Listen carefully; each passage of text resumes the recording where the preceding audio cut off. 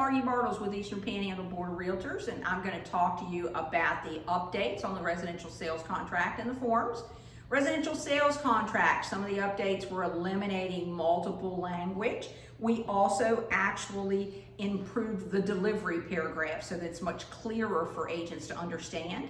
The Forms Committee has approved some short sale documents. If you have a short sale, we have the documents now in zip form.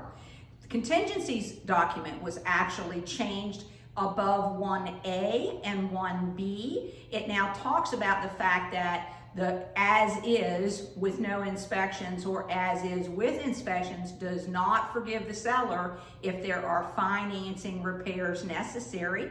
And on the disclosure disclaimer, we've actually added in the utilities area, is there internet access and with who? Because that's becoming much more important to your consumers. Hope you have a good day. Take care.